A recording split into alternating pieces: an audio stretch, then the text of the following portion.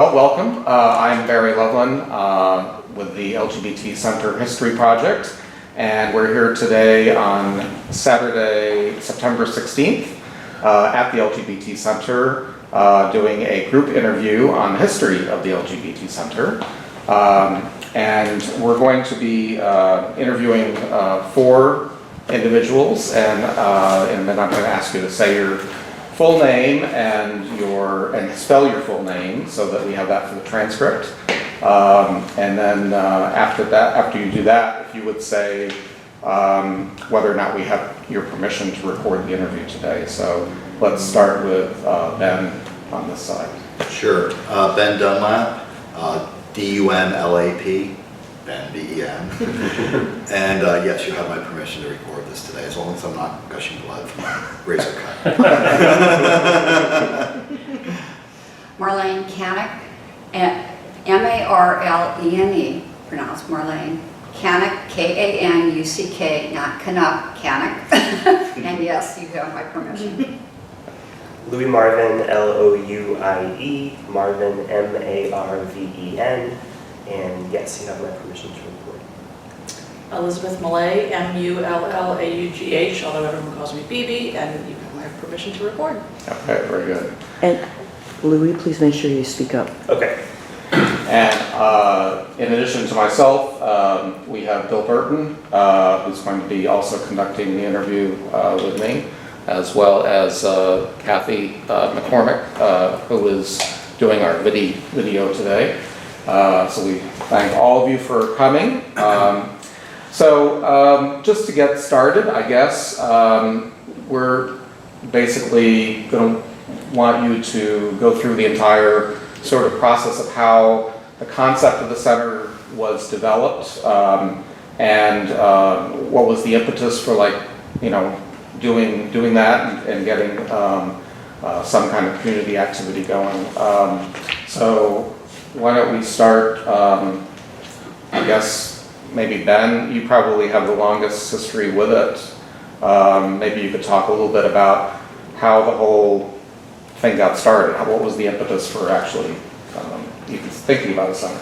Well, it really had its initial impetus in the fundraising that Tish Frederick started back in the late 90s, in that she was then in Harrisburg, an attorney here in town, and she had the idea of doing a fundraiser for the gay community, for the Switchboard at that time, and for other LGBT groups. And she had the first one at Rillo's in Mechanicsburg. It was very successful. You know, the community got together, and it was a fun time, and it really was first time here that I was in Harrisburg. I've been here for a few years, that there really seemed to be a sense of community. And we raised several, I forget exactly how much it was, but several $1,000s anyway for various organizations in town. And we did that for a couple of years. And then Candy Faree, who was then with with what is now the Foundation for Enhancing Communities, was then the Greater Harrisburg Foundation, came to me one day and said, "Hey, I heard about this fundraising that you're doing, and we have the opportunity to raise $200,000 for the LGBT community here in town through this group called the National Lesbian and Gay Community Funding Partnership out of New York." And it had to be done through community foundations. And what we had to do is, if we raised $100,000, we got another $100,000. And so I thought it was an intriguing idea. And we had this vehicle to do it, FAB, which is why she came to me. And so we initiated that process. And one of the requirements... So FAB stood for again? Full Achievement Benefit. And it was also it was also to honor people in the gay and lesbian community. Like one of the, I think at the first one, if I'm not mistaken, it was Barry Stopful, who was honored. And if you remember, he was the... I was at that. It was at Rillo's. Great. Yeah. That was, yep. Wasn't that great fun? It was great fun. Yeah. That was a terrific event. And am I correct? Was it Barry Stopful? I think that's right. I remember Candace Gingrich being at one of them. She was definitely at one. I'm not sure whether... I think I heard the second. Was that the second one? Maybe I was in the second Oh, one okay. then, but it was also Rillo's. I think the Rillo's was only once because Okay. they tore it down or so it closed it, one or the other. But in any event, he was the Episcopal priest who his I don't know, the hierarchy in the Episcopal Church, the deacon or whatever above him stood up for when he came out, and it was a big national story, and he was at the center of that, and he was honored. He lived up in northeastern PA, up around Lewisburg, I believe. And anyway, so in doing this, one of the requirements of the National Lesbian and Gay Community Funding Partnership was that we do a needs assessment. And we hired the Deering Group and Rankin and Associates to do that, and they got involved. And I think the actual needs assessment itself was the Cultural Partnerships, is that what it was called? Institute for Institute for Right. Cultural Partnerships. Institute.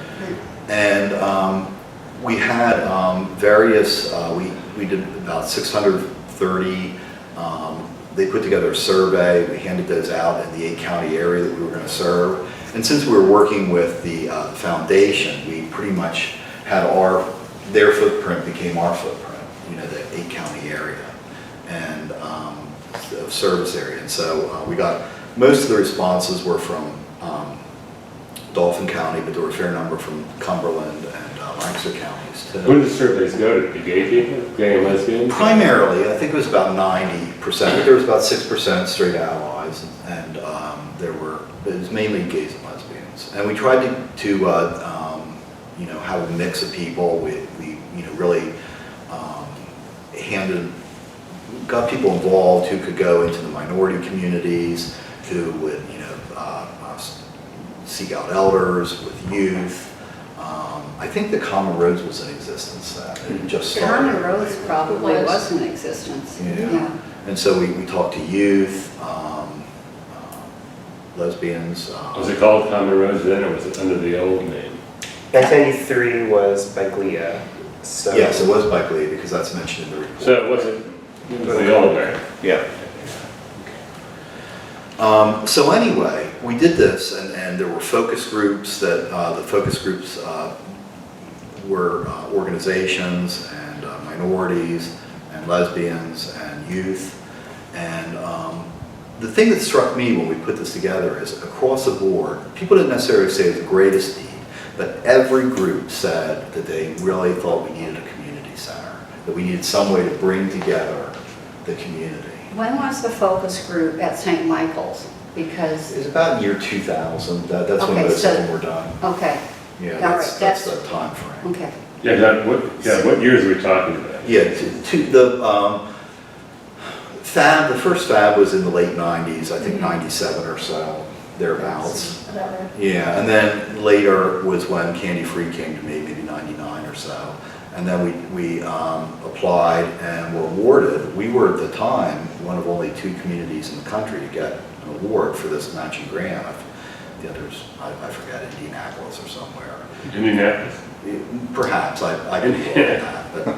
But it was, we were the only 2 cities that got it. And they weren't doing a lot each year. And anyway, we got that, and then we started the process to do the needs assessment and the other things we needed to do to gear up, and that was in year 2000. I think the report came out in 2001, if I'm not mistaken. And that was very interesting, because we had, sessions, and as I said, like I would go to bars and hand them out, the surveys and so forth, and the focus groups that were held. Very interesting. And so once we saw this need, there was a group within the foundation, the Gay and Lesbian Community Funding, what was it called? EGAL, thank you, EGAL.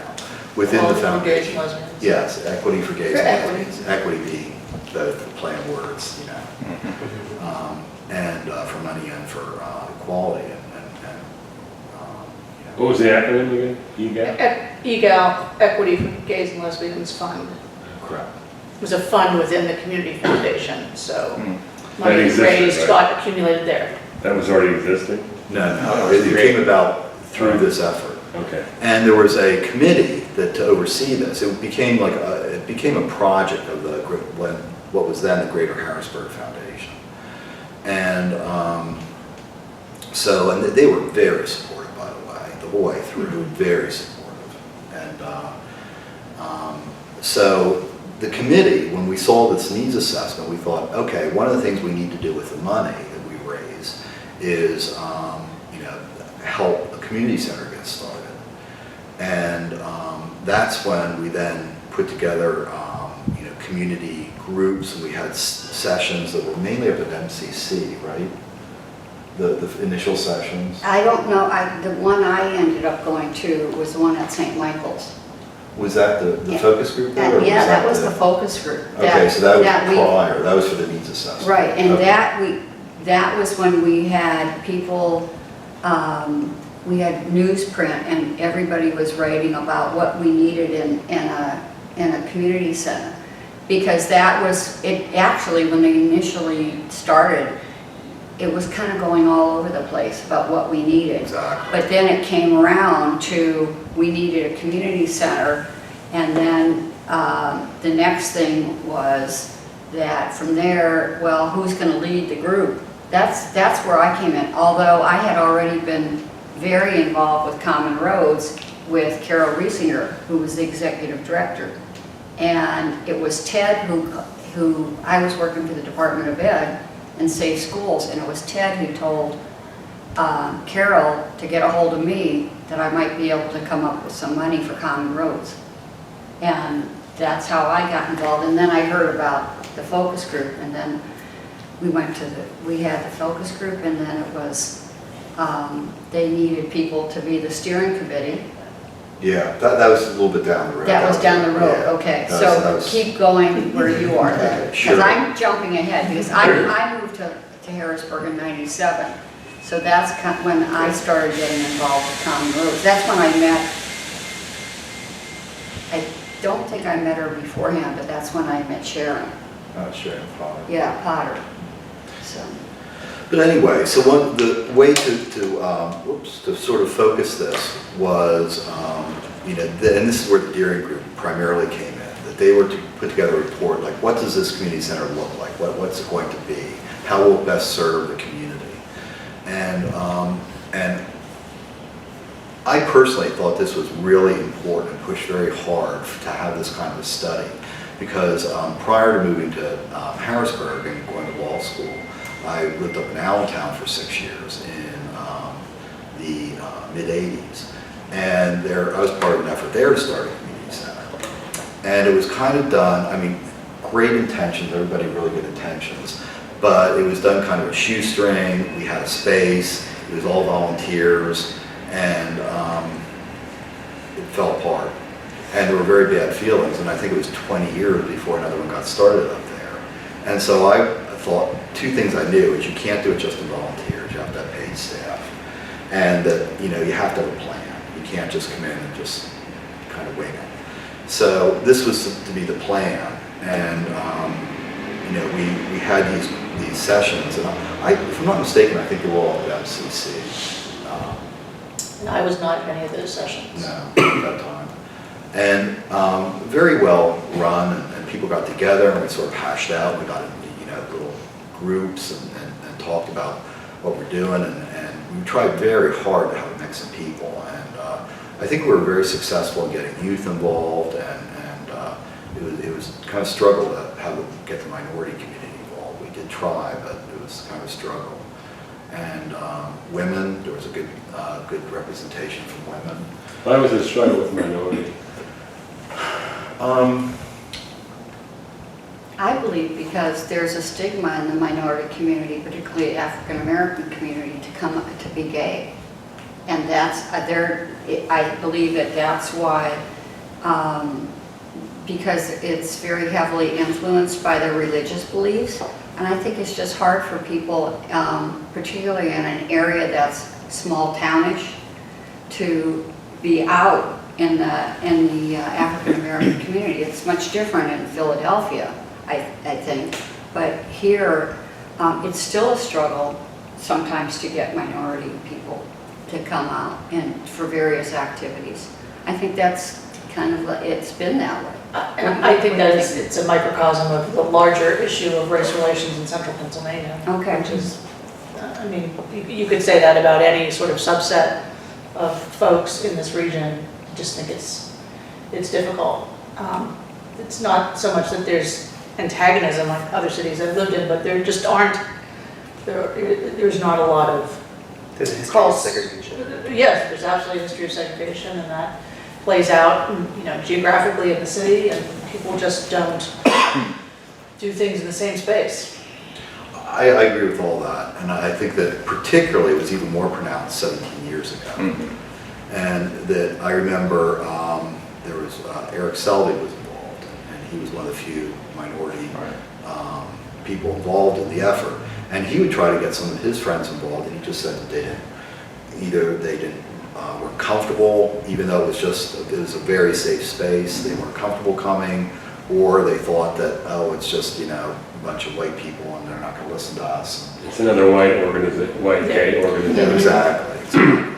So I think there was some of that. I mean, I didn't know the people to reach out to, or I would have, but,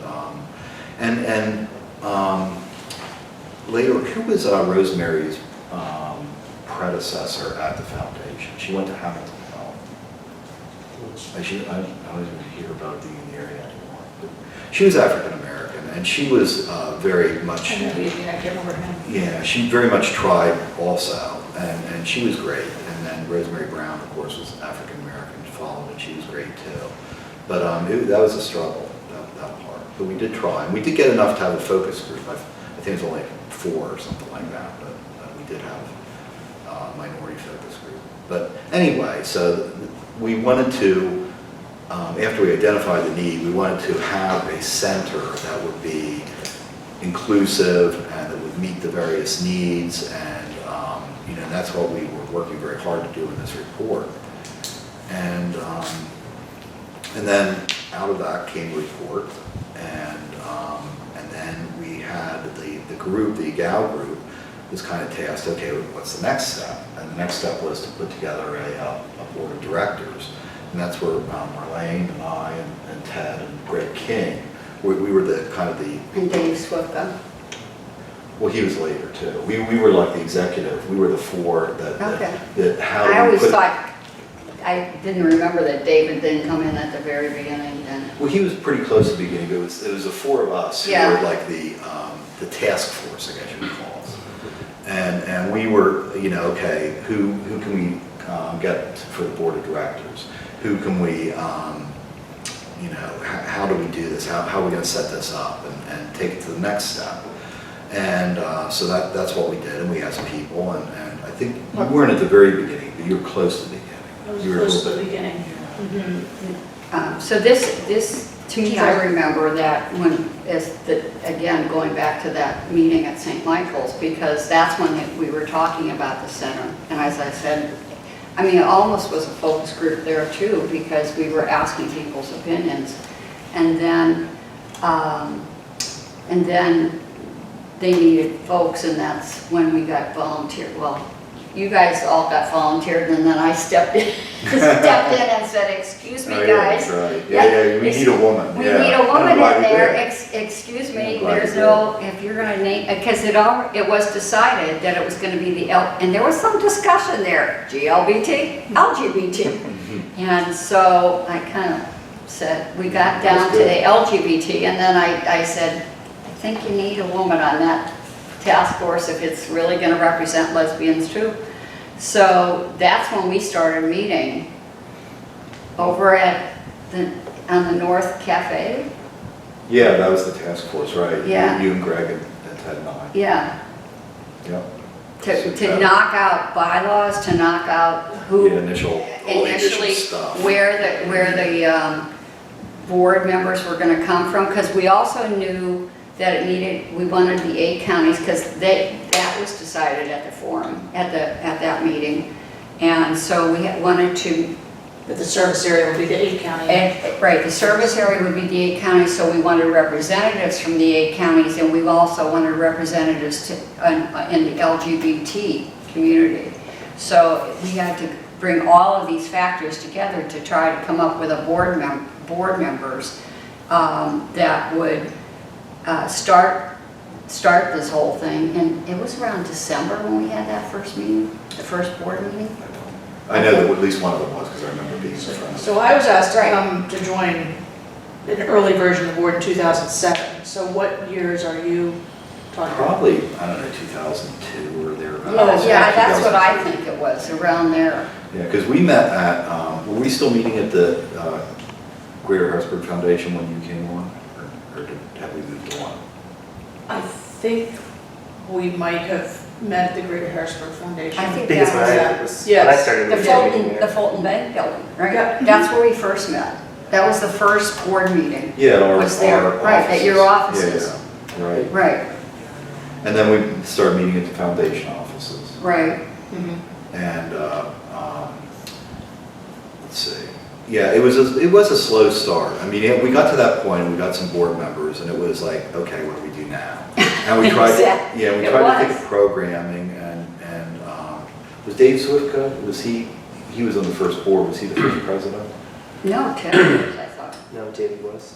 Yeah, So David when I was was. hired, it was 2008, and the executive committee was, that hired me was David as president, Okay, Ben as vice president, Bibi as secretary, and Patty Busick as treasurer. Is that right? I think that's That right. sounds right. Yep. So that was 2008. I know she was treasurer. And it was, I know we called it a board, but legally we were still a committee of the foundation. Under the auspices of the foundation. right, exactly. We were a project. But and even before that, there was, we called ourselves the coalition. That was then too. Right, Oh, wait, it's like 5 years here. Wait. I know. right, because we had. It was we had- very slow. Right, we had common roads, and then we didn't know what to call this group. But when you say we had common, the community had common roads. Well, Yeah. The that's- center didn't have. Right, The we center didn't really have. wasn't in existence. then. Right, the Like, center there didn't was no exist. building, no. There's no building. There was But no no, building, but- and it did not exist as a legal entity either. So it started, Correct. by the time that I came on the board in 2007, it was a project under the auspices of the community center. And there was, No, I mean, under the foundation. the Foundation for Enhancing Communities, right? And that committee / board, coalition, was moving towards the idea of putting together a community center, and would it be an actual space, a virtual space? But Common Roads was still a separately incorporated nonprofit operating organization. Had you received funding yet? Had you received the 100,000? Had you raised money and had you received the matching Well, gift yet? I mean, where? Yes, at that point was- I think at that point we had most, if not all of it, but all the money didn't go to the center. It went to other organizations. I think 20 or 30,000 went to the center for like seed money. There was money to do the initial study, and then, I don't know, what was it, another 20,000, something like that we had for startup money. Right. But you know what, I just remembered, we started meeting out at the bank building at the tech center. Who was the fellow that? You're thinking of Curtis Fenstermacher Right. when he was the president of Common Yeah, Roads. That was Common Roads meetings. Yeah, that was- Okay, but we met, both groups met. I was on the Common Roads board, but we also, the coalition was meeting there for a while. Well, During the when we were due diligence. merging. When we were merging, right. But I think was that's what? getting a little ahead of our. Yeah, that was Okay. about 2008. So I mean, 2005. I just want to be clear. So you raised this money and you had the matching gift of 100,000. So you had like a 200,000 fund. Right. But again, it wasn't all for the center. It was the EGAL partnership with the foundation that decided what Right. to do with the money. Like money went to the switchboard Right. and to the men's chorus, to the women's chorus. Who else did we fund? There was the precursor to Equality PA, Pride. Pride. Pride, We gave money to that's right. Pride. So the board was handling this and you called yourself. No, not the board. There were two different EGAL. EGALs. Oh, Yeah. EGAL was handling this $200,000. Yeah. This And should- they gave 30,000, I think it was, to this coalition, which was the precursor to the board itself, once we went out on our own as the community center. Okay. just wanna Right, get that. because we didn't Sure. know what to call it at first, it wasn't a center yet, so that's why we came up with coalition name. Okay, Yeah. And then, just want to be clear how, right, and then Okay. there was a big thing, well, what are we gonna do with common roads? Are we going to keep separate entities? Well, And I think we are jumping ahead, Yeah, you're but, jumping ahead. Okay, sorry. It's okay. so I don't know how, if we've sort of gotten to, The 2007, I know, was when we had a fully, a staffed board, meaning there were probably a dozen folks in that group, maybe? Yeah, there's Ellen Hughes and, Right. who else was on? Eva, Diane, Yes. Adam Romanek, Adam, right, Stinson, Stinson. Right. Maryland's? No, that's later. No, she was a common roads person. So, but it was very slow. I mean, there were a couple years where we were trying to do exactly what I, anyway, didn't want to do, is to operate with just volunteers. They were just trying to get it together, and we had some programming. I can't even remember what it was off the top of my head. Not a lot, but some that were trying to get people involved. And there was a little bit of, to be honest, a little bit of consternation, like, okay, we had all this work up a couple years ago, where is it?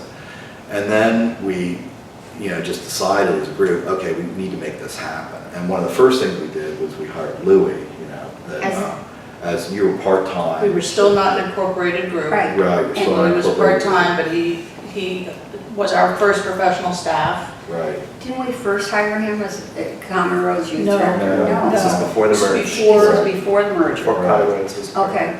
So it was 2008, and I think my job title was office manager / writer. Oh, Yeah, that's right. that's That's right. Yeah. And he was so cute. He was right out of college. And you were working with, you lived at St. Michael's, right? St. Stephen's. St. Stephen's, excuse Right. me. I lived in an intentional community in a little hippie commune at St. Stephen's, and I was working at Cornerstone Coffee House. That's right. Also part-time. Yeah, that's right. Yeah. It was Supera. And so Louis had office space at the Foundation for Enhancing Communities. Again, they were tremendously patient and supportive all through this process. They rented to us for a song. And we were, having monthly board meetings, and as I remember it, Common Roads started to run into, I think, a combination of staffing and funding issues, and felt that it was going to be difficult for them to continue on as a separate independent entity. And some of those common board members, Right. because I think Greg might have been heading the Common Roads Board at that time. I can't remember. I know I was on that one and I was on the coalition, which made it like, And then, Ted was on both of us. so Right. a number of folks who were on the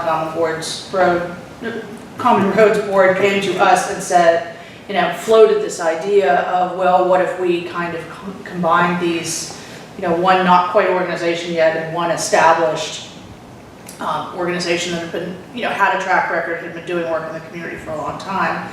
I was really excited about that opportunity because we needed our own legal entity to really go out and do something, but to create a separate entity always seemed like a lot of effort for, this was a more efficient way to sort of get to where we wanted to go, and to tie the development of a center to an organization that did have a long track record and a good reputation in the community and had been doing good work, just made a tremendous amount of sense to me.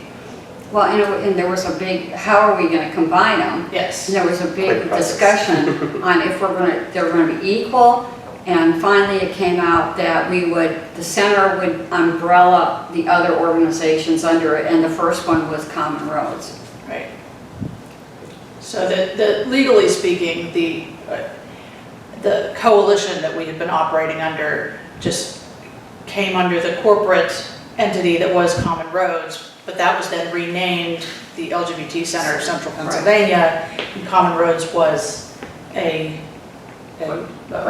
project, a branch of that. I think in the beginning, and you who were involved in Common Roads can correct me, but my impression was that Common Roads, while they wanted to and saw the need and the intelligence of merging, they still wanted to keep somewhat of their own identity. Right. Especially the name. Yeah, Right. especially the name. So we had this, project and having it be a project of the center.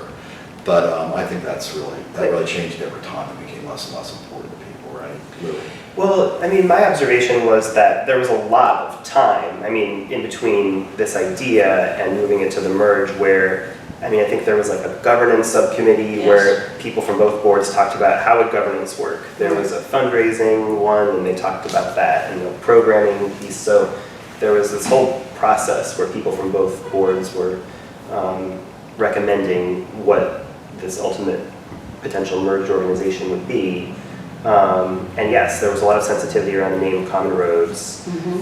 And I mean, I was still new, so I thought that was really interesting. So when the merge happened, my part-time job became a full-time job because there had been a part-time youth coordinator who had left, Hope, who had left Common Roads. Common Roads had no staff. It was Carol and then Michelle, and Michelle had left to take the That's job. And there was 1.5 staff. So Michelle had a part-time youth director and she had left Right. after Michelle left. So there was no staff. And so that part-time youth director job and my part-time job became my full-time job. And I did hear those things like what is the community? I think there was a lot of suspicion in the community. Yes. Just in general. Yeah. I think some Absolutely. stuff had happened with other organizations. Right. And there was There It was different than the center, but I think people were sort of like questioning, all right, is this going to be the same kind of runaround? Is the center going to swallow up Common Roads, which I never understood because it was our only program. I was like, Right, we need this program, and we recognize that There was youth services are a important. lot of sensitivity about swallowing up Common Roads, Yeah. and there's a lot of pride because it had been well established. And so that was the first thing that to kind of assure, if we put them under the center, that they weren't going to be swallowed up. I remember like seeing Was my graphic. your graphic, there you go. You won't be swallowed up by the The center. org chart of, Yeah. here's the An org. center, here's youth programming, here's adult programming. Exactly. Here's, and things, of course, don't exactly work out the way you plan them on paper, but the integrity of the Common Roads programming has continued. Right. And, it still continues to be a major effort of the community center. So I would even venture to say that Common Roads grew as a program of the yes, center. absolutely. I mean, I know that when I started, there really wasn't any attendance at the weekly meetings. In Yeah, Harrisburg, at okay. least, Lancaster was pretty strong. Well, even before that, you were meeting at St. Stephen's. That was when we merged, yeah. Right, and that's when we merged, and then the Lancaster group got started. It actually had already been started before the merge. Oh, okay. It was there when I Who started that movie? That was under Michelle's leadership, and there was a group down there that I guess had contacted Michelle, as I understood it. Melody was involved, and it was known as an advisory committee Melody at the Kine. time. Melody Kine, Rob Shingle, Steve Deniseni. And Melody was on the first board too. That's right. Yeah, she came from early on. It was a Lancaster representative. Right. Yeah, and so that programming was going, and we had an MSW student intern from Millersville, Beth Smolinski, who was amazing, and really, she grew that program, which is why there was an attendance there, and I was really grateful for her. I remember because she knew what she was doing, and there was no staff when we merged, so I just sort of was like. That defined Louis' first 9 years of his career. Here you go, Louis, here's a I job. remember people make it saying, up. "Well, you know this stuff," and I was like, "I don't really know anything." So how many were attending Common Roads when you took it over at the time? I was not attending. Oh, how many were? Yeah, How many kids? I mean, Do you remember? there was one regular, and then just people would just drop in sometimes. It was not in good shape. I mean, I think the history of Common Roads has always been that there's been waves of Right. people. So But- what is it now? Oh, I don't even know. I mean, at this point, there's still both Harrisburg and Lancaster groups. There's a young adult program, so we did that a few years ago when we realized that, the age group forever had been ages 14 to 22. And we really didn't have any people who were on the higher end of that age group because if they came, they would see younger people and they sort of wouldn't come back. So We've created a young adult group too. And that's just, I mean, as I Big understand it, awesome. it's still packed in this room, like Oh, that's great. 20, 30 people a week. Wow. Just that one program. So, but I think moving here really helped expand because our space at St. Stephen's didn't accommodate a large number of youth. And I think that And it wasn't handicap accessible. It was on the a third lot of floor. different things. It wasn't Yeah, you had to able-bodied walk up. accessible, Yeah. like, Yeah. the time I got up to that third third floor. floor of a Yeah. church building, it was Walk up. downtown. If, you know, parents were from out of town, it was hard to sort of pull up on Front Street and drop off your kid. If you didn't know, just park around the corner if you weren't comfortable driving to the city. And Mhm. so I think a lot of us thought that like you're always going to be defined by the size of the room that people can meet in. Right. Which sounds The other obvious. thing that I think is important with the center in general, its effort, and you in particular, Louis, was your involvement in helping to get gay-straight alliances started in schools and going. Well, yeah, Yeah, that, we were jumping ahead. Yeah. I mean, I want to go back to. but going back to when we were, knowing we were outgrowing St. Stephen's, or not only outgrowing, but because of these other reasons that we needed to get another space, that's when Janine was on Yes. the Oh, board. yeah. And Janine has had, she has a Janine contract. Rusin, who at the time was the president of Trans Central. Right, and not only that, but she was a contractor. Yes. So that helped a lot when we started looking for space. Where are we gonna go to have a space for the Wasn't one center? of the spaces that David, my spouse, David Lees, was part of the committee that was looking at Yeah. potential spaces. And I think that one of the, they looked at is where the millworks is now. Because I had said, I saw this building that was abandoned, and really, I remember this at the board meeting and said, holy smokes, we could do that, and I don't know how much it would cost, because I don't know anything about that. And I said, hey, I just thought it would be this great thing, we could have space for youth, actually for homeless youth and everything, and I think they looked at it and it was like, we can't possibly do that. It was, A couple million bucks. it was like millions of dollars to try to but that was the space Yeah. that we looked But at. I think you wanted to go back, so we did have an actual merger, a legal Yeah. Right. merger. And then, and I don't exactly know, I really should remember exactly what year. I think it was 2008, 2009. It was, I think, the actual paperwork all went, it was With that finished in winter, yeah. February 2011. Okay, that makes sense. So then, when did when did the space occur? When did you decide, you had one program, Common Roads, so what were the steps that brought it to fruition that we have the space and the other program, like what is the next transition? Well, I think we started looking here in Midtown because we felt that we could get a place. But it was a while. Yeah. Right. After the merger, it was 2 years. Right. Yeah. Oh, Because yeah, you said- because we didn't even know if we wanted a 2011, right? We didn't, I remember, we didn't know 2012, I think. is when we- 2012. if we wanted a physical space. There was a long time that we discussed a physical space versus an idea of a coalition Right, right. and having programming. So Louis' body is having, so what happens, you had one program, so what were you doing? So, you mean, what was I doing like day to day? So what was your idea Well, to that's a develop other good- that's a good programs, question. right? I'm sorry, say that again. I mean, so you had one program, so Well, and I want to say too that sometimes when people think of Common Roads, they think of, the most readily thing they think of is, the thing they think of most readily is the weekly safe space meetings. And so, I remember even the youth would sometimes be like, this is your job to hang out with us on a Friday night. And I was just like, you have no idea. But we all, Michelle really had done a lot of, and you said about the GSA, the Gay Straight Alliance Student Clubs. I think Michelle's big legacy in Common Roads is getting out into schools and developing a youth conference and really developing training to do it internally. I think that, I think she really raised the bar, and so when I started, there were already folks who knew that we did this training stuff, so I had to learn how to do that.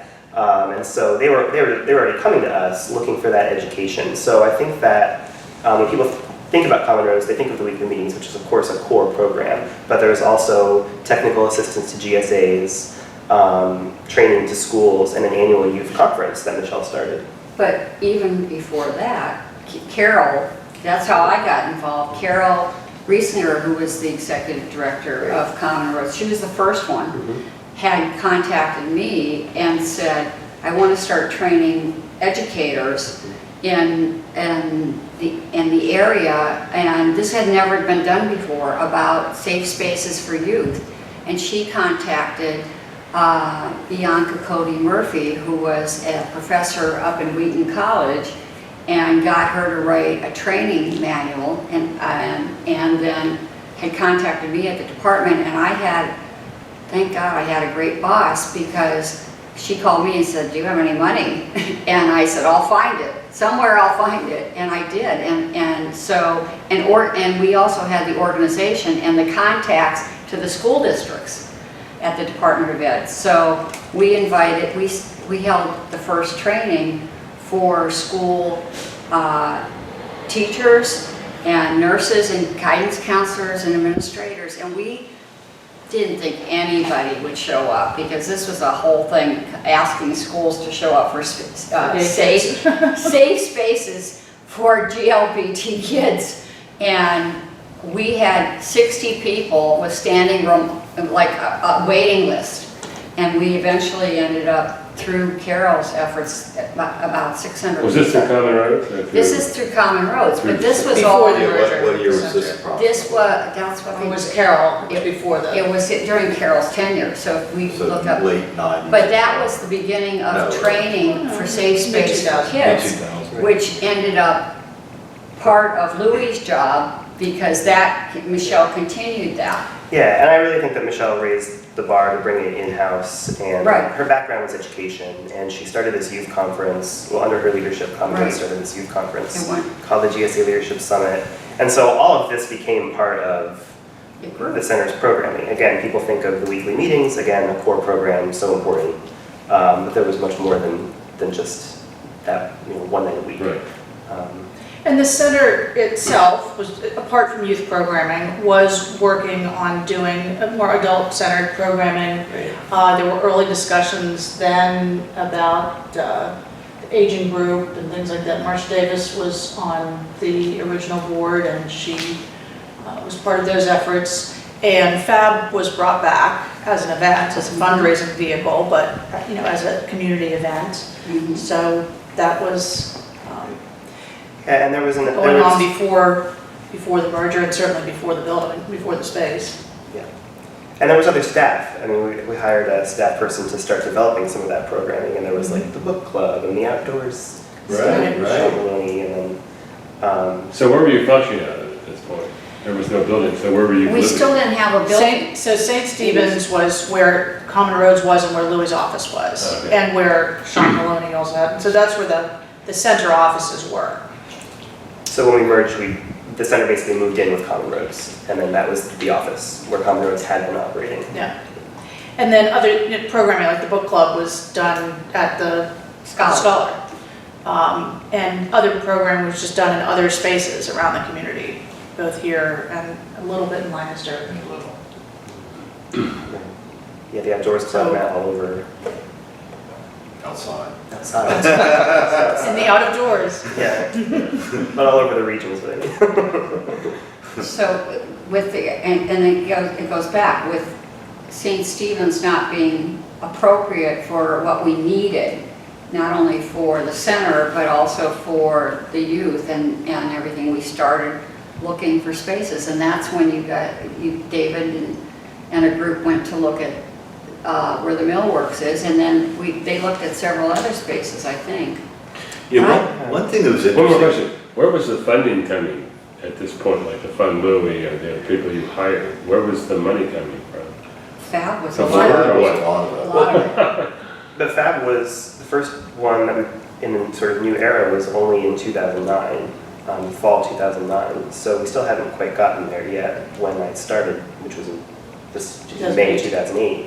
So we were still using seed money, individual donations, it. We had didn't we have some other fundraisers here and there? house parties, certainly yours, and Oh, yeah. We had, Simply asked,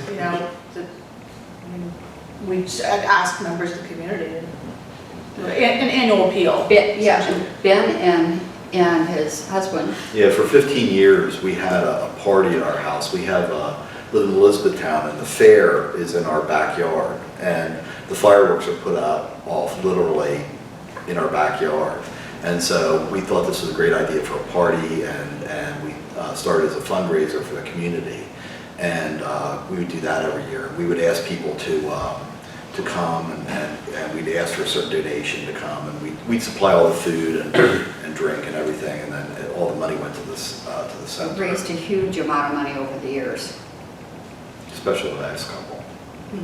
But, and then some people, it was nice, because even people who didn't come would make a donation. Sorry, I can't come, but here's $100 or whatever. It was a great model for what we were doing. I mean, I think we really tried to capture that and get other people to do those kinds of things. None were as long-standing and successful as yours and David's, but I think it was a really good model for people to think about how do we engage people around a large region where there's not this centralized LGBT community, and also do things that build community, because the party was a fundraiser, but it was also a social thing to do where folks would get together.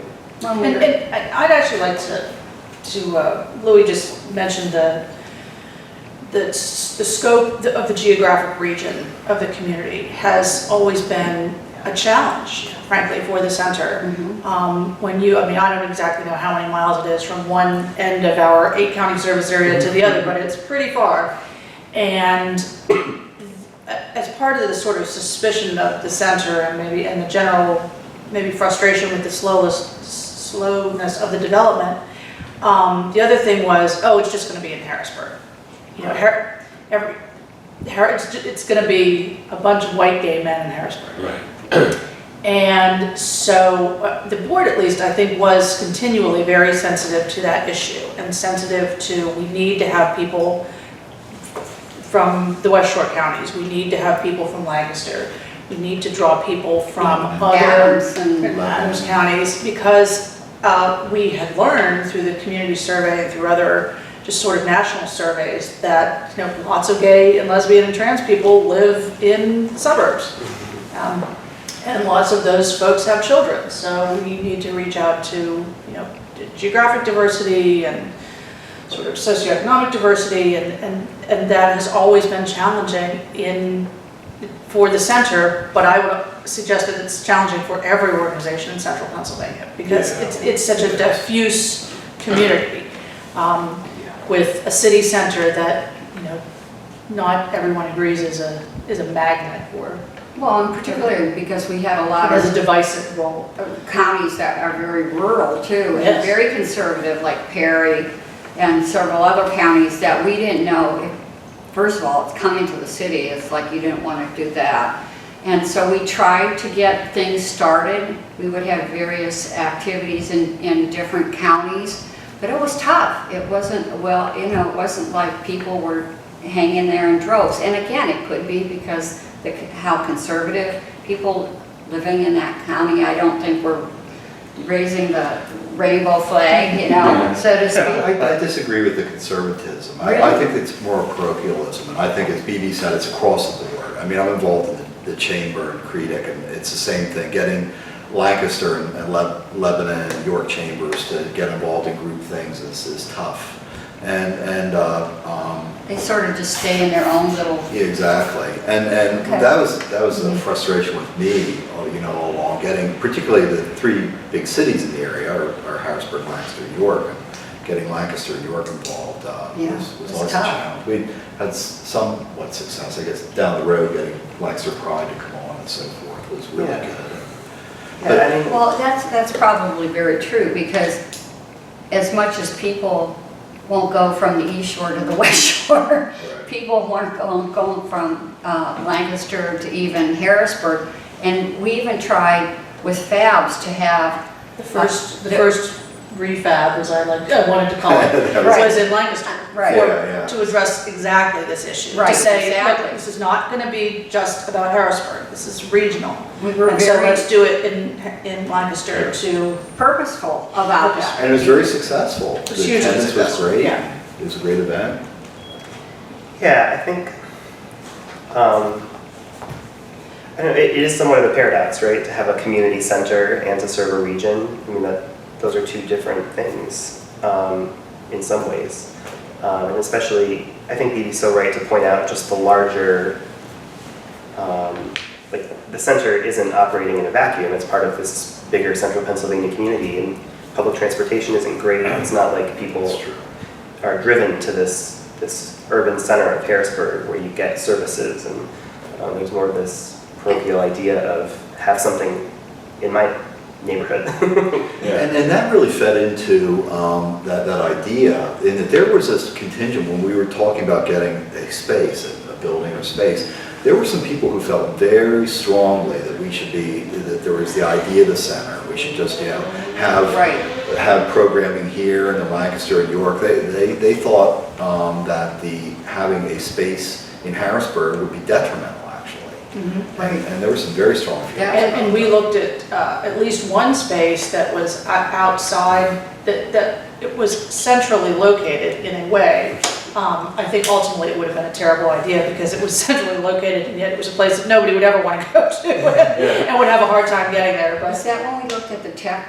no, in Middletown, the church in Middletown. Okay, we looked at that. That's because David was there at the time. And they were trying to sell But we it. also looked at the tech center, the out by, Yeah, and I wasn't on that trip, but I mean, I remember going to a number of, because of spaces. the roads. Because everything, the Yeah, it roads came that were together. going, we thought it would be a great space, or if we could find something out there. Because the turnpike comes in, 83 to 83, we were looking for something. We were really trying hard as a board to find a space that we felt that would draw in these other people from these other counties. That was a tough, so where did we end up? Midtown Harrisburg. right? Epicenter of. I think that's so right. I mean, Harrisburg is the capital, it is in the middle of the region, and we had programming happening in Carlisle and Lancaster, and at least at that point I was the executive director in 2012, and we moved that summer. And that's, I think, what the conversation was more like, we have to have an office, we have to have a main place, and do other programming around the region. I think that's what we've tried to do ever since. Right. It is a challenge. I mean, it is. How did you raise money for this? How did you find the space, and how did you raise money for it? I mean, how did you get, I mean, it's like lease. Well, it's not once like we focused on the space and had the needs, we said, okay, we need money for this, and people step up to the plate. Isn't that how it worked to a large And extent? Janine got a lot of, I think she cut a lot of deals She with like did. She Home was Depot great. She and, was great. and, I mean, she had a lot of She made this contacts. happen. This- as far as- Right, The she build out of this was absolutely Yeah, the build. made this happen. shoestring. It was, I mean, it was community members who laid this floor, who did painting, and then we did work with someone to do some of the more, I don't know, higher level Electrical. Electrical stuff. stuff that, you know, volunteers couldn't do, but And- it was piece by piece. And that money was raised through, again, it was a development plan, as I assume there is now, bunch of different sources, FAB being the biggest event fundraiser, grants, Louis was writing grants to various organizations, looking for gifts from foundations and just private donors. So it's always a mix of those sorts, and corporate sponsorships. Early on, Hershey was, the Hershey Company and Hershey Entertainment and Resorts were steadfast partners. They gave us some very generous funding early on, and that was through some contacts through the chamber that then had at the Chamber of Commerce. So fundraising, it is just a continual struggle and effort. But I remember going to certain people at the time and saying, hey, we have a space, we need money, can you give a check? Yep. And we got some money that way.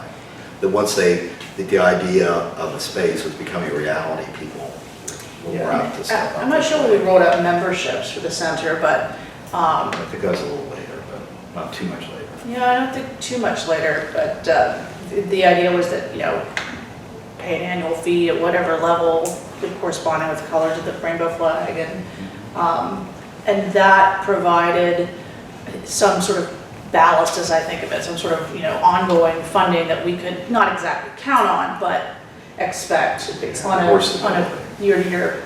I mean, that was the big Basis. challenge is where can we raise money? And we had a lot of board members that had house parties Yeah, that's right. in various, Later right, areas. I remember going up to Stinson's in Mount Gretna, on. Yeah. so.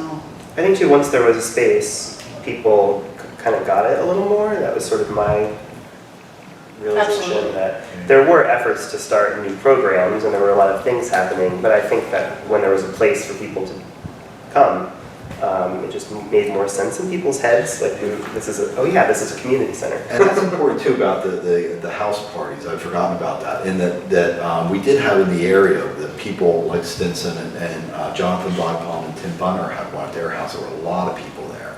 And it was a way of getting the word out among not only the LGBT community, but the straight allies too.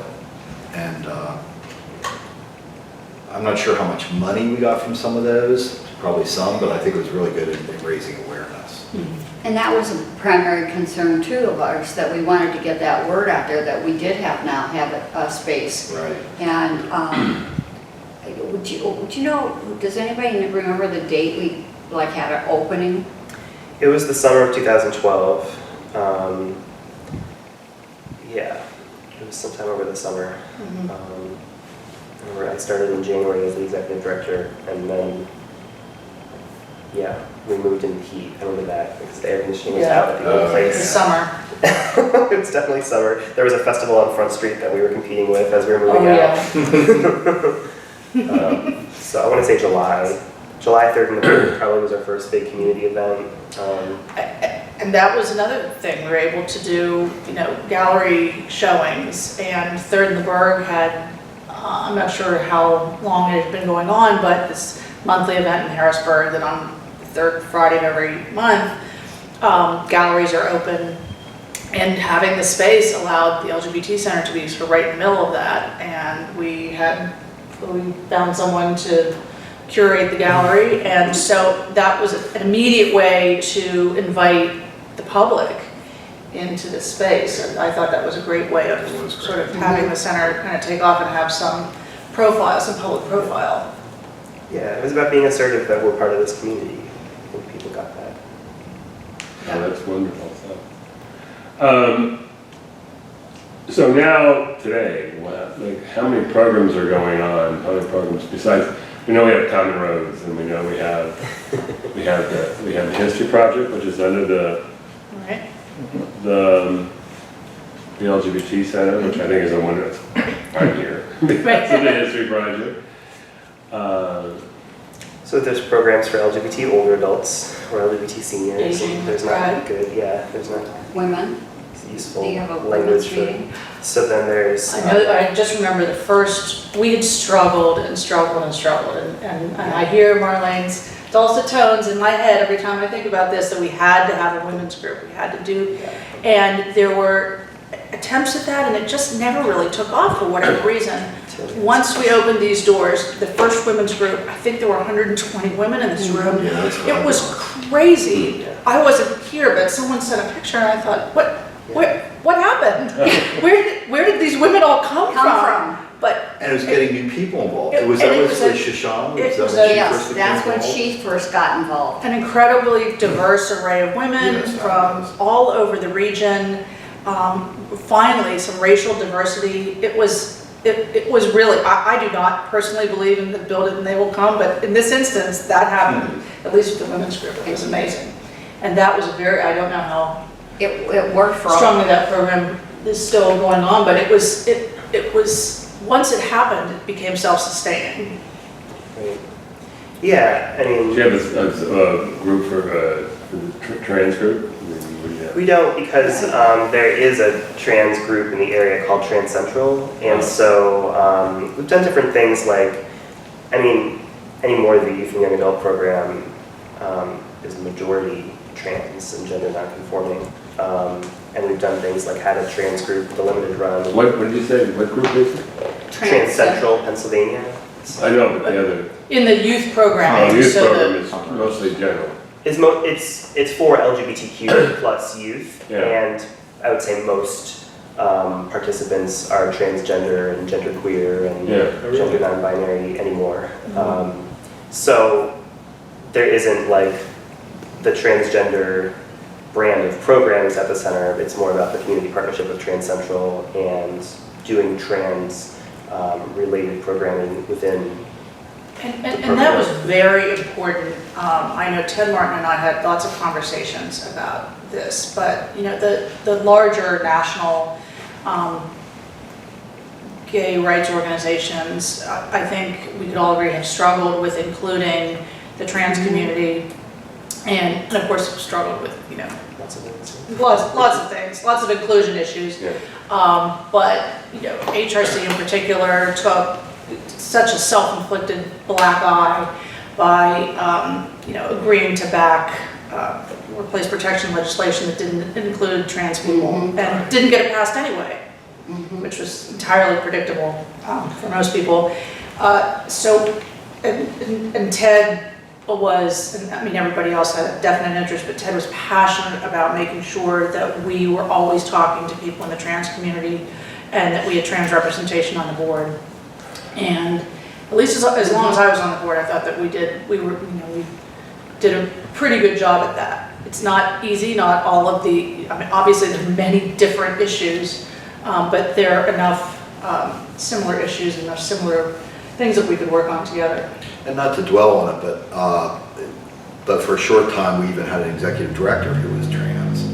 And it didn't work out, which had nothing to do with her being trans. It was completely other reasons. And, but, that's the extent that we went to make sure that we were inclusive. And Trans Central started a conference called the Keystone Conference under Janine.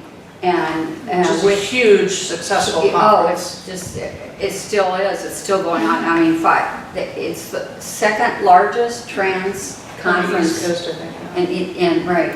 And what they did is they started, Janine was on the board, and so she said, I guess in her mind, like, how can we also help the youth? So they would hold something to raise some money to give the kids a chance to have a dance or like a prom, LGBT prom. The date auction. And so we had a date auction for a couple different years, and I was participating a couple years. I had a date. I took And Ted. and Ted had a date. And Ted's husband Dwayne would bring their Rolls Royce and Yep. take the couple, Did he really? drive them. Yes, Yeah, he he was was their there. chauffeur. Well, I didn't know that. Oh, That was That was the a fun little thing. first one. So they supported us too. Or the It was youth. an enthusiastic auction group. It that first sure year. was. I'm not even gonna go there. It was So, pretty great. yeah, but it raised a lot of money for those kids to have that prom. So was the prom for the LGBT center or for? This was Trans Central For at their Trans Central. Keystone Conference would Yeah. hold. As part of it, they had something called the Butterfly Ball, Right. Which which sort of operated. was one night was for youth, was for LGBT youth. And just prior to that event, Like like the at Friday least a night. couple years, or right on Friday night, they held a date auction. And so various members of the LGBT community would agree to be auctioned off for a date. And Youth were not auctioned off. No, no, no. No, no, no, no, Clear. Just to be clear, we were not. No, we had not, it was the adults that was the adults. were auctioned off, and then we would go, as one of them, we would go and have a date with whoever bought us for the night. Thank you, bought our time, and so then we would take, and it was a lovely event. I mean, they would have a dinner, dance, and we would, however you wanted to do it, we would pick our date up and then have the evening with them. It was really a great event. So, and And then, that was all to benefit the youth element But at the Trans Central Conference, at the Keystone Conference. right, and it was hooked into Common Roads, the youth at Common Roads. So there were a lot of things that the center had where we would join, when we had an opportunity, join other organizations to benefit the center or some entity in the center, some project or some group in the center. Collaboration, that was. Yes, we tried a lot with that. I'm very successful with Trans Central.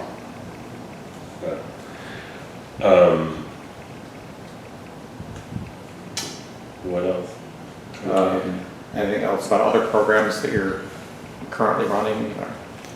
Well, Yeah, see, Sorry. I think, really, I think the interview should go there now to the, Yeah, well, I think another big, The GSA. We just talked about the oh, GSA the summit. because GSA it's time Yeah, was a that's- big that's program that Michelle started, but Louis it took off under Louis.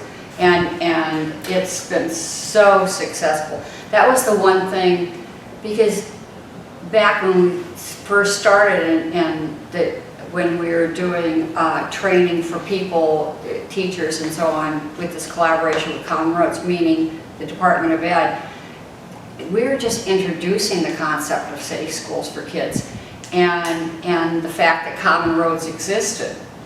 However, it was like trying to, bring kids here or bring adults here, or GSAs were not existent at that point. And if they were, it was very sparse, but I don't remember a lot of GSAs then. But they started popping up as as training happened and as part of this training, assuring school districts that they have every right and They have to protection. approve them. Right, you have to legally approve a GSA who tries to start. And a lot of kids were trying to start these things, trying to find sponsors. It was tough at first, but then they grew. Yeah, so we should talk about the summit. Yeah, so the first GSA Summit was in 2008, and that was when Common Roads was still its own independent entity. And Michelle Simmons was the executive director, and it was a partnership with Planned Parenthood. And so Planned Parenthood is a key partner when we talk about the youth programs, because they had a youth program called The Curve in York. So Common Roads had 2 weekly meetings, one in Harrisburg, one in Lancaster, and then there was this other one in the region that was in York. And Debbie Gable, when she started that programming, she met with Carol Riesinger and learned a lot from Common Roads. So I think Common Roads was really a leader and an example and a model. And so with Planned Parenthood and Common Roads and HAC, the first GSA Summit was up at HAC. And then when I started, it was sort of like, well, the GSA Summit is at Dickinson now, it's happening. And that was like one of the first things that I remember doing. And that was the second annual one. And then the third annual one was the first one that I saw through the whole time. So it's been at Dickinson ever since 2009. The sort of the structure of it is that it was a one-day event where these different groups from high schools, GSAs, gay straight alliances, the language has certainly evolved to be things like gender and sexuality alliances. So, like workshops or. so in the schools, I'm still talking about GSA, IDEA, or queer straight alliances. And so they would come for like a conference, and they would hear from a keynote speaker, go to workshops on different topics, and we had different community members present those. And over time, we even developed an RFP process, so we really kind of boosted it and made it a big event. And it grew every year. I think this past year we exceeded 400 people over the course of 3 days, so we grew it in terms of attendance and in terms of the number of The days. first version was, we Like- split it between 2 days for high school, 1 day was high school students, and 1 day was college students. Mhm. But now it's 2 high school days. 2 high school days, One college day. college day. So, Um, what are some of the subjects you talk about? Yeah, so it's really interesting. We've always had, instead of informational, like transmitting information, we always wanted it to be more practical. So instead of thinking about like HIV 101, it was more like how to do an HIV awareness event at your school. Or instead of like transgender 101 panel, it was more like how to have a transgender inclusive GSA. So that's always sort of the focus. It's a really creative process, I think, and we really listen to what students are asking for. From the Dickinson connection with the LGBT History Project, we've had the last couple of years an opportunity for students to go into the archives and learn about LGBT archives. So in many ways, it was capitalizing on the creativity of community members and what they wanted to bring, and what we sort of thought was relevant for young people. How many people, GSAs, came the first year versus where we are now? Oh yeah, I don't even know. I mean, I think it's sort of, in terms of people, I would say like 100 in the beginning, up to upwards of 400 now. something that these student groups have on their calendar every year. It's just the thing that they do. It's a chance for them to see each other. And I think it's important to note too that one of the barriers that always has and always will exist for LGBTQ youth programming, especially in a place like Central Pennsylvania, is just not being able to get to meetings. So, if you're too young to drive, if you have parents who don't want you to go, if you can't take public transportation or you can't walk. And so doing work in schools has been really important here to make sure that there were, teachers and other adults in a school building who were visible, visibly accepting, who young people could go to, and then the clubs, the GSA clubs. And so the event was really developed to bring those groups together, and it's just, the being together part is really important. The workshops, we spent a lot of time making sure we had great workshops, but it's almost secondary to the energy of being in the same room as other queer young people. Which in Central Pennsylvania, where else would you possibly get that? So I think that's what the cool part of And the it. That's what I GSA do. groups come with their faculty advisor. Right, so it's on a school day, it's a Faculty great, advisor, very important point. Yes, it's part of the school day, they take a field trip, they get school busing, a lot of them do fundraising throughout the year to pay to come. And there are workshops that are specifically for the adults. Are these from the 8 counties? Or from all? Well beyond. Yeah. 8 counties and well beyond. I know there's a school district in Philadelphia, right, that comes every year? Yeah, we had a school from New Jersey, They've been out of state. Western PA. We've always focused the marketing on our region, but because it was such a special event, it really drew. Now, most of these kids, LGBT, or some of them straight? I mean, how would you define? Yeah, I think that, We're definitely allies in those groups. I mean, the GSAs are meant to be Just that. both gay, LGBT straight. kids and allies. and a lot of times they function as like a safe place for anyone who's experiencing bullying or doesn't really have a lot of friends. They're sort of like a happy, accepting place in a lot of schools. Mhm. So, Yeah. and sometimes people have LGBT parents, of course, and so that's why they get interested. So I just keep thinking the Jim and Bold story. Yeah. We definitely reacted sort of, I don't know, during my involvement in Common Roads, something that was always very important to me was to shift this idea of like a sad gay kid being depressed and coming to a gay youth group to like LGBTQ youth are smart and they're leaders and they are powerful people who are going to change the world, and how can we be part of developing that and create space for them to meet each other. So I know that the old brochures where you just looked at them and they were like, I'm gay. That was sort of the sound I heard in my head From when I looked at committing them. suicide. But It's very interesting because I remember many years ago, Louis and I being at an event, an event that was meant to be purely social. And of course, we ended up talking about the center and center programming and Common Roads. And we were in conversation with a gay man who is a friend, although who I just met that evening for the first time, who really pushed back on this idea of LGBT youth as leaders. Oh. And it was, yeah, I remember that. I know you remember this conversation because it got very contentious. And he was really invested at the time, and I think, he became more invested as we were arguing about it, and that's just sort of a function of having an argument, of these kids being victimized by sort of their larger school societies and their families, and that may have been his experience, I certainly don't know. And Louis and I were sort of advocating for these kids. No, these kids they're bringing a tremendous amount of resilience to this effort, and they have tremendous leadership capabilities, and we exist to support that, not to just counsel and to nurture that, not to just counsel kids that are having a hard time of it. But it was really interesting to hear that pushback from somebody who clearly had gone through that process, and I had not. But I was still. It was very frustrating at the time. It was in retrospect very fascinating to me. Yeah.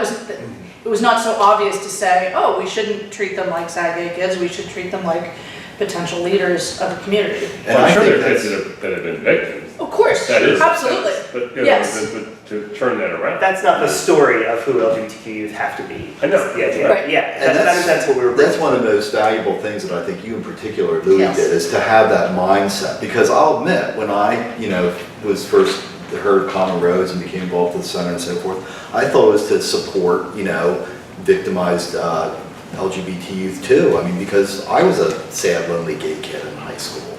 And, that was my experience. So, but you turn it around, and that's really empowering.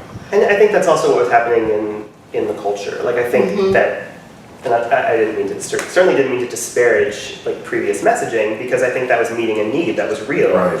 And so this is just part of the development of the community more broadly, and to do that here, I think. I think that's the point about why the difference now in the 21st century and why there's a center. I mean, what's happening now in central Pennsylvania, or basically all over the place, versus when I grew up, because there was no place to go, even where I grew up. Right. I mean, I was alone. You didn't know the world's changed now in the 21st century, and there's a chance that you're not alone, or you You think about even the last 10 years, I mean, I don't really remember when this was, but the whole Dan Savage's It Gets Better project. That was a fabulous project, but it was of its time, less than 10 years ago, and now things look different. Not that there still aren't kids who are facing tremendous challenges in communities, but at least there are many more visible examples of an alternative to that. And I think if you tried to start a project now called It Gets Better, you would get even louder pushback around like, no, our job is to make it better and we deserve better. The fight certainly for people said that transgender then, rights. but it's- I mean, they're facing, I was talking to Marquise yesterday, it's a fight. I mean, things have gotten better, but it's like, it's a new community for transgender people. Yeah. Because they're just now coming out. So I mean, everything is a progression. We have it better than. It is, and Well, it was that's 20 that's years what it ago. means to be the challenge and opportunity of having a community center is, you need to reflect the changes that are happening in the community and be nimble enough to keep growing. When I first came to Harrisburg, was on a board, the South Central AIDS Assistance Network board, and when I started on that board, this was before the advent of cocktails, the cocktail treatment for HIV, and SCAN's mission, this was not a written mission, but it was to help people die. Right. And that turned around, I'm sure it didn't feel like this for people who were sick, but it turned around on a dime with the final, medical advances, and SCAN was not resilient enough an organization to make that shift. And it was not the fault of anyone on that board. It just had, it was required to do something completely different than it had been doing before, and it wasn't able to make that shift. And help people live. And to help people live, that's right. And that shift, even with, That's just an observation of organizationally how I think you need right, to. when we first started with those, reaching out for faculty high school faculty to come to a gathering or a workshop, then when Louis came, he went to them. And that was remarkable, because you went to all these high schools to meet and introduce that topic, and did workshop after workshop after workshop. And that, in turn, got more word out there and more people focused on this issue. And at the same time, there was a change in society that was happening. And that goes back to Ben's initial observation of you have to have professional staff to really have a robust effort, because it's, it's great we all volunteer. I mean, we're all doing a lot of work, but you don't have the organizational capacity really without. And so. I want to go back to something you said, Bill, about how it's always getting better in the previous generations. And I think something that I've learned from the History Project is that there are also things that are there are also things that are lost as things change, right? So I think that, I mean, certainly my partner and I talk about this a lot. We don't really go to gay bars, and we didn't go out that much anyway, but that hasn't felt like I need to go there in order to find my people. And a lot of people would articulate that as a good thing. Some people might say that's good that you feel like you have a community beyond that. But there's also something I think that we will never know about creating a community in that way, and I think that's something that's lost in a community. And I don't think there's something that there's just not a straight trajectory up. I don't think. I think that there are different things that are lost. There's a lot of writing about the death of gay culture, that certain aspects that did flourish because it was so repressive. The larger society was so repressive that that things really, that's how great art gets made sometimes. And it is different. Well, that was one of the purposes that we wanted programming for all these different groups, women and elders and all of that, because we wanted to have an alternative to the bars. This was going to be the place you could come and meet, and you wouldn't have to go to, you wouldn't feel like you had to go to the bars if you didn't want to. Sometimes people that didn't want to go to the bars felt that they didn't have any other place to go. And all of a sudden, we were hoping that this would create that place to go. Along these lines, mentioning the elders, I really think we'd be remiss if you didn't speak a little bit more about the Aging with Pride, because Right. I think that's come a long way too. And I think that the conference that you had last year, which is sort of a beginning mirror of the youth conference, was just great. Yeah, I mean, so the Aging with Pride programming, started before we moved here into this space, and like a lot of the programs, I mean, you can echo the conversation about the women's program, was more able to sort of take off once we had a space. And so there were things like monthly meetings, and then, yeah, to your point, Ben, really trying to mirror the structure of Common Roads, where we're having discussions and gatherings of folks who are part of that group, and then also being able to go out and do training in the service provider network, which we did. Well, I remember having meetings. That's why I first met Pat. Yeah. Because Pat had a group together that talking about elders and how we could find out, how we could help train people in nursing homes and assisted living and all these different places to recognize the fact that some of the people that are coming to them are LGBT and they've been with their partners for years, and how are you treating them? Are you trying to separate them in different rooms or and that was before the laws changed too, and the marriage laws. So all of this happened at one time, but before that we were very concerned with elderly people that would be going to where a partner was put into either a hospital or we a screened the movie, the name of which, title of which I'm... Gen Silent, like Gen GEN Silent. generation.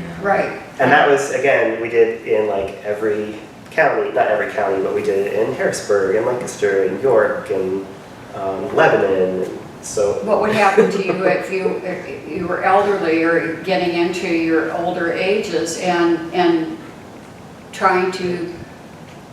Healthcare providers did not have the cultural competency. Right, to- did not have... Even if they were inclined to deal humanely with folks, they just didn't. Well, going to those points, and then also Louis' point earlier about losing something, as you progress, you sometimes also lose some good things too. When what was a godsend for me is when, after college, my first real job, I was at Rodeo Press in Allentown, moved up there. And there was a group called Lehigh Ho in Allentown. And it actually predated Stonewall, which is interesting. And it was a very small group and so forth. And there I met this older couple, Paul and Paul. One Paul was a professor at Kutztown, the other Paul had been a teacher at the Friends School in Manhattan. And they became my gay dads. And they were just so great in that they were just so encouraging and they were such an example. And they really helped me out at that time because I was really struggling with, I'd come out sort of, but I wasn't out a job or anything and wasn't out to my parents at that time. and they were just very encouraging. And when they got to be older, and I mean, I stayed friends with them their whole lives. The second Paul died just a year ago. They went to Luther Crest in Allentown, and when they went in, they said to them, "Now you realize we're a gay couple," and they were never able to marry, which is too bad because they were together 56 years. And the administration of Luther Crest said, "Yes, we will be, proud to have you join us, Mr. Kendall and Mr. Reeder." And they took them in. So at that level, they were good, but there was no looking down about how the staff would interact. And they actually, when they first got there and went through the hall together, there were other residents who called them faggots. And, it was like junior high. And it was just amazing to me, and the administration just didn't do anything. They weren't, trained, they didn't know how. I don't think that there was anything malevolent, obviously not, because they knew that they were there. But, and that's really what got me very, very interested in this topic. And of course, Barry knows that the idea of documenting history also came about as part of talking about doing programming with other adults. So I think it's been a really interesting way of kind of spawning that. And I think this idea of cultural competency training has been one of the great legacies that the center has laid down, but that Louis in particular, going out to communities and to non-LGBT spaces and talking to folks and just pure education about who this community is and how every other community can be more inclusive. And that's been tremendously helpful. And Louis was always sort of in great demand by organizations to come in and give those talks. So it was a great job. Yeah, very valuable. Kind of behind the scenes, because it's something that, unless you were part of that training, you didn't see that. And hopefully we did a good enough job of letting everybody know with the center community that you were doing that, and the value that you were giving to the greater area. I think folks, we get to see a little bit of that when the center became a trusted source of information in media too. Yes. I think that's Oh, a big good role. point, good point. I think it's a big role that the center has played where media has a place to go, and of course that's a hard thing to speak on behalf of the community, and how can you really do that, but you also have to. So I think that was something that we have struggled with over the years, struggle in a positive way, like trying to kind of hone that message and represent our community well. Yes, the media's got to come to you on the big moments. And the center also was very present at the prides. So there was always a booth to make sure that, because their pride, there would be pulling people in from all over, not only from central Pennsylvania, but beyond, to know that there was a center here. And we usually had, not only had the center at the table, but we also had Common Roads at the table. So people were getting educated at all the different pride every year about what we were all about. So, it's impressive. It's an impressive, it'll be an impressive part of the chapter. So, One other thing I'd like to bring up, and that's, it kind of almost circles back to the beginning in a way, is that, we talked about funding earlier, and that's, for any nonprofit, that's really hard. And, one of the things that I tried to do in my final years with the center was to really focus on it being sustainable, and led the development efforts there for a couple of years. And we really worked hard to standardize and further develop the membership program, to giving value to members. We were able to get the center qualified as an organization with SECA, the State Employee Combined Appeal, their version of United Way, where state employees could give to the center direct funds. We got listed with United Way. We changed, and it goes back, you were asking about the $200,000 from that original fundraising effort. 20,000 of that was put, and this was something that Jeff Welshans in particular pushed, another member of the community who was involved early on. We had mentioned him before. And that he really wanted a permanent fund, an endowment fund, you know, for the community. And this was even predated the center per se. And so we started a fund with $20,000 at the foundation. And over the years, we've grown that to, it's now about 55,000. It's not huge, but you know, 55,000 is decent. And so in, again, my last years, we had that fund converted that it just supports the center. That's the sole purpose of the fund now. And so that gives a couple $1,000s extra every year, and hopefully that will grow over the years as people, you know, give to it and so forth. And so I just think that, you know, there's the program is the most important thing. That's what we do, the value we give to the community. But there has to be the money behind it. The money behind it, or you can't do the program. So Yeah, it'd be nice if you could really get if you had a nice big endowment. Yeah. Really Exactly. throw off a couple $1 million endowment. But, you know, right. For an organization center size, the fact that it has an endowment, I think, is very impressive and speaks to that early organizing around. I compared this, I was years ago on the Art Association board, and that's an organization that's been around since, what, the 1920s? 26. Yeah, 26, and their endowment is $12,000. And, you know, so. That's So. There's never the right time to start one, and you really pushed Mhm. to ensure that you have to start it today. Yeah. It's like saving for retirement. Yeah. So, it's been a So, journey. It's been a fabulous journey for me. I mean, Yeah, same I here. agree. I So, agree, well, totally. I'm impressed. I'm really impressed. I'm impressed writing this book and finding a lot about central Pennsylvania and the people that built this community. So. The three of us, as well as many other people, stayed on the board a long time before we said, it's time to turn it over. I think 14 years or so most of us put in. 14, 15 So there's years, I don't know. I was probably on board for 8 or 9 years. Yeah. And there's the committee, the pre-board and the board, there's all Right. different iterations. Yeah. Correct. Right. It was almost without exception terrific. There were some times, it was tough, but I will give everyone credit that everyone really kept their eye on the ball, even when we had tremendous financial difficulties and some staffing challenges.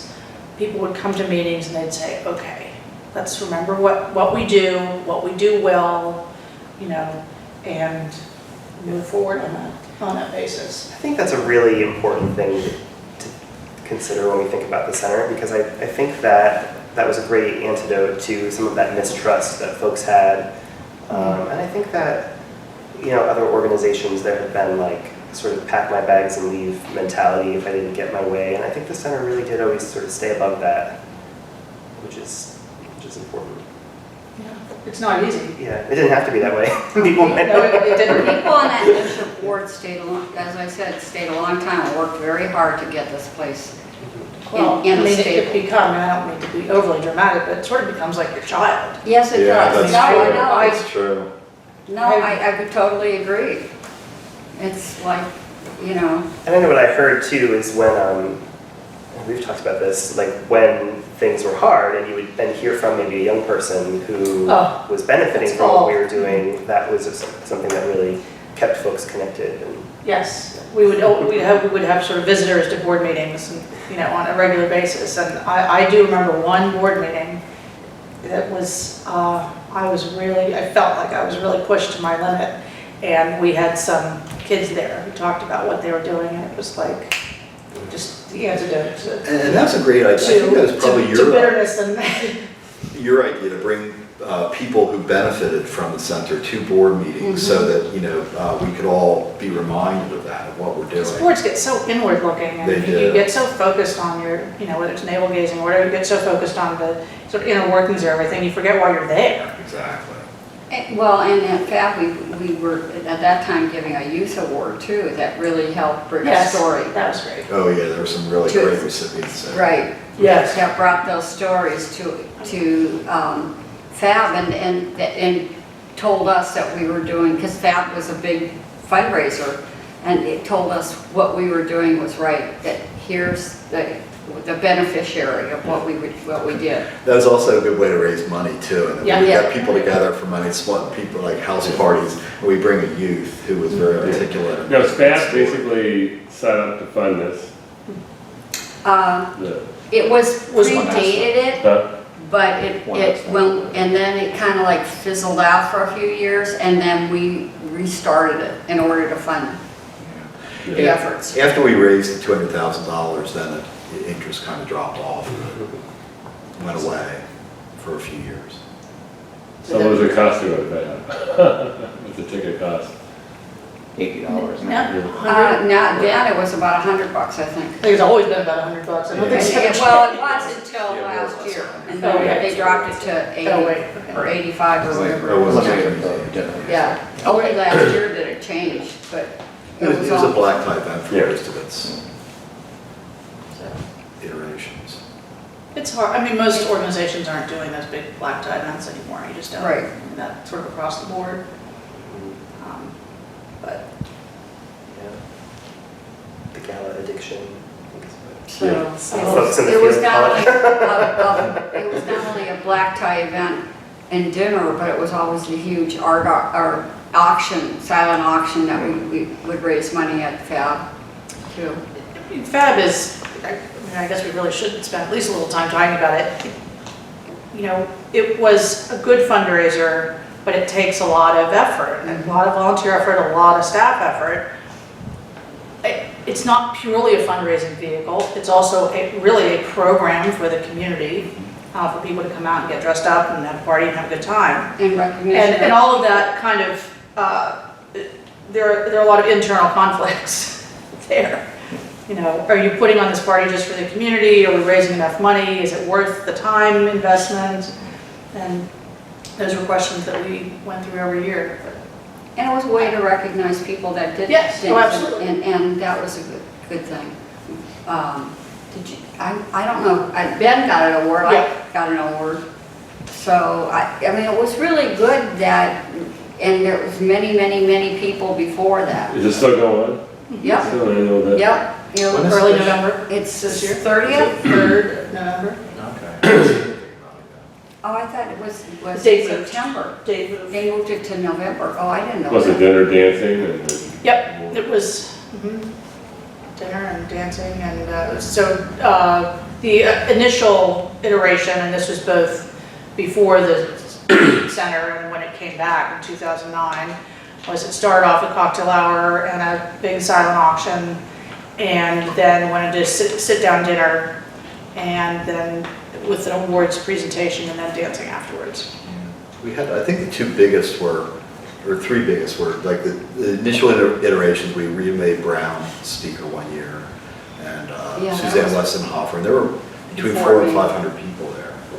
And then Lancaster, I think, the first Lancaster. 2009, when Lancaster was Yeah. very large. Yeah, Wasn't Governor Rendell at one of them? yeah, he was As a there speaker? when he was running the first time. So, That's something that I don't miss. I bet you don't. Yeah, but not, right. a lot Yeah, of- from staff point of view, Fab is, Yeah, a lot of work. what, this Big staff puts it lift. on? So- The staff here, the center puts it on? It's- To organize it? and volunteers. Volunteers. It's, but it's And a the board. tremendous amount of work. Yeah. The board has to really chip into, Oh, yeah. with volunteer hours. It's a huge effort. So, It's tough. It's okay in the years when you, or I should say it's okay, it makes it worthwhile in the years where it's a great event and it raises a lot of money, but you know, a few years, it might have been a good event, but didn't raise much money. And I think that's, this should kind of need.